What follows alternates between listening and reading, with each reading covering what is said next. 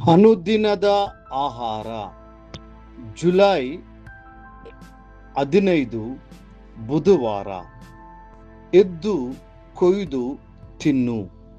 ಅಪೊಸ್ತಲ ಕೃತ್ಯಗಳು 10ನೇ ಅಧ್ಯಾಯ 13 ಮತ್ತು 15ನೆಯ ವಚನ.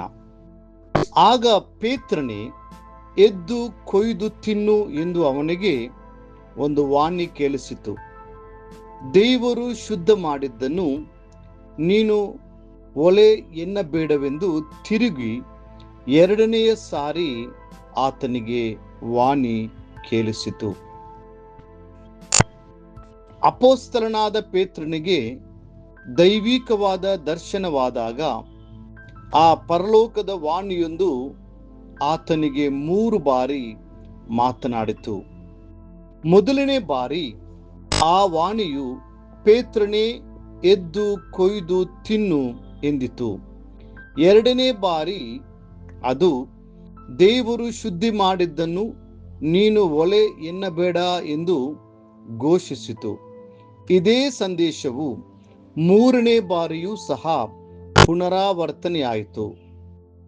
ಅಪೊಸ್ತಲರ ಕೃತ್ಯಗಳು 10ನೇ ಅಧ್ಯಾಯದಿಂದ ಕರ್ತನು ರಕ್ಷಣೆಯ ಸಂದೇಶವನ್ನ ಅನ್ಯ ಜನರಿಗೂ ವಿಸ್ತರಿಸುವುದನ್ನು ನಾವು ಕಾಣುತ್ತೇವೆ.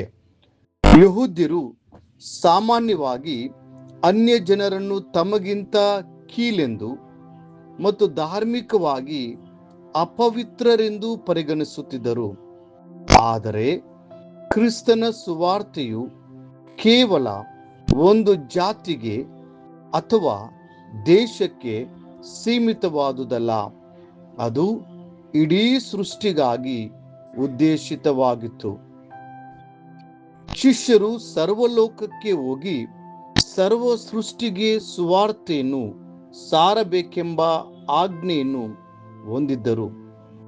ಈ ಪರಲೋಕ ದರ್ಶನದ ಮೂಲಕ ದೇವರು ಯಹೂದ್ಯರಿಗೂ ಅನ್ಯ ಜನರಿಗೂ ಮಧ್ಯೆ ಇದ್ದ ಪ್ರತ್ಯೇಕತೆಯ ಗೋಡೆಯನ್ನ ಮುರಿದು ಹಾಕುತ್ತಿದ್ದರು.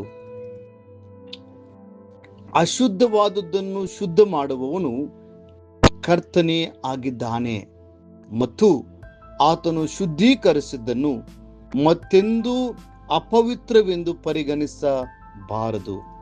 ದೇವರು ನಮಗೆ ಈ ಭೂಮಿ ಮೇಲೆ ಜೀವಿಸಲು ಕೇವಲ ಒಂದು ಅವಕಾಶವನ್ನು ಮಾತ್ರ ನೀಡಿದ್ದಾನೆ. ಆ ಸಮಯದಲ್ಲಿ ನಾವು ಜಾತಿ, ಸಾಮಾಜಿಕ ಅಂತಸ್ತು, ವರ್ಣ, ಭಾಷೆ ಅಥವಾ ಹಿನ್ನೆಲೆಯ ಆಧಾರದ ಮೇಲೆ ಜನರ ಮಧ್ಯೆ ತಾರತಮ್ಯ ಮಾಡಬಾರದು.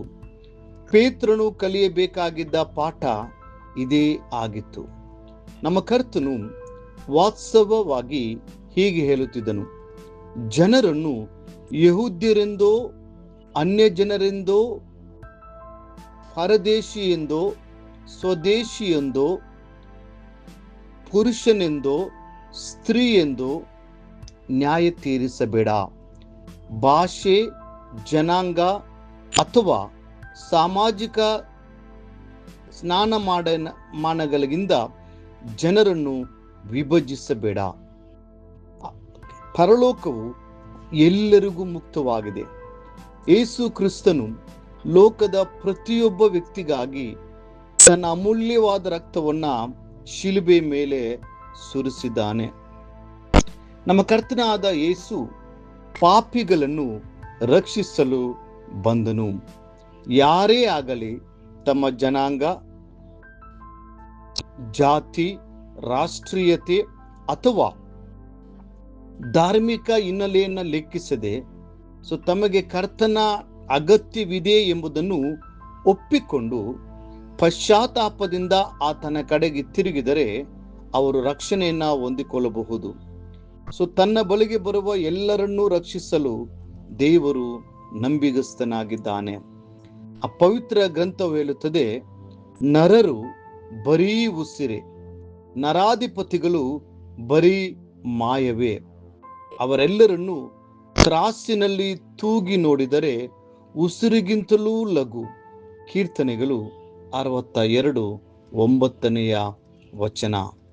ಒಬ್ಬ ವ್ಯಕ್ತಿಯು ತಾನು ಉನ್ನತ ಸಾಮಾಜಿಕ ವರ್ಗಕ್ಕೆ ಸೇರಿದವನೆಂದು ಹೆಮ್ಮೆ ಪಡುತ್ತಿದ್ದರೆ ಅವನು ಸುಳ್ಳನ್ನು ಅಪ್ಪಿಕೊಳ್ಳುತ್ತಿದ್ದಾನೆ. ಇನ್ನೊಬ್ಬನು ತನ್ನ ಕೆಳಮಟ್ಟದ ಅಂತಸ್ತಿನ ಕಾರಣದಿಂದ ತನ್ನನ್ನು ತಾನು ಕೀಳಾಗಿ ನೋಡಿಕೊಂಡರೆ ಅವನು ವಂಚನೆಗೆ ಒಳಗಾಗಿದ್ದಾನೆ. ದೇವರ ತಕ್ಕಡಿಯಲ್ಲಿ ತೂಗಿದಾಗ ಆತನ ಕೃಪೆ ಇಲ್ಲದೆ ಇಬ್ಬರು ಸಮಾನವಾಗಿ ಅಲ್ಪರೇ ಆಗಿದ್ದಾರೆ. ದುಃಖಕರವಾದ ಸಂಗತಿ ಏನೆಂದರೆ, ಕ್ರೈಸ್ತಿಯ ವಲಯಗಳಲ್ಲಿಯೂ ಸಹ ಕೆಲವರು ಮದುವೆಯಂತ ವಿಷಯಗಳಲ್ಲಿ ಜಾತಿ ಅಥವಾ ಸಾಮಾಜಿಕ ಭಿನ್ನತೆಗಳಿಗೆ ಅನಗತ್ಯ ಪ್ರಾಮುಖ್ಯತೆಯನ್ನು ನೀಡುವುದನ್ನು ಮುಂದುವರಿಸಿದ್ದಾರೆ. ಇಂಥ ಮನೋಭಾವಗಳು ಸುವಾರ್ತೆಯ ಸತ್ಯಾಂಶಕ್ಕೆ ವಿರುದ್ಧವಾಗಿವೆ. ದೇವರ ಮುಂದೆ ಕೇವಲ ಒಂದೇ ಪರಿಶುದ್ಧ ಜನಾಂಗವಿದೆ, ಅದೇ ಕ್ರಿಸ್ತನ ರಕ್ತದಿಂದ ಕೊಲ್ಲಲ್ಪಟ್ಟಂತ ವಿಮೋಚಿಸಲ್ಪಟ್ಟಂತ ಜನಾಂಗ.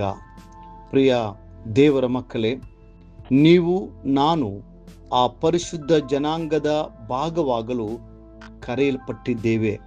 ನಾವು ಲೌಕಿಕ ಭಿನ್ನತೆಗಳಿಂದಲ್ಲ, ಬದಲಾಗಿ ನಮ್ಮ ಕರ್ತನಾದ ಯೇಸು ಕ್ರಿಸ್ತನಲ್ಲಿರುವ ನಮ್ಮ ನಂಬಿಕೆಯಿಂದ ಒಂದಾಗಿದ್ದೇವೆ. ಮುಂದಿನ ಅಧ್ಯಯನಕ್ಕಾಗಿ ದೇವರ ವಾಕ್ಯ. ಬಾಗಿಲುಗಳನ್ನು ತೆರೆಯಿರಿ, ಧರ್ಮ ಸತ್ಯಗಳನ್ನು ಕೈಗೊಳ್ಳುವ ಜನಾಂಗವು ಪ್ರವೇಶಿಸಲಿ. ಯೆಶಾಯ 26 2ನೆಯ ವಚನ. ಈ ದಿನ ಓದುವ ದೇವರ ವಾಕ್ಯ. ಮುಂಜಾನೆ ಕೀರ್ತನೆ 13, 14, 15 ಅಧ್ಯಾಯಗಳು. ಸಂಜೆ ಅಪೊಸ್ತಲರ ಕೃತ್ಯಗಳು 19ನೇ ಅಧ್ಯಾಯ 21ರಿಂದ 41 ವಚನಗಳು. ದೇವರು ನಿಮ್ಮನ್ನು ಆಶೀರ್ವದಿಸಲಿ.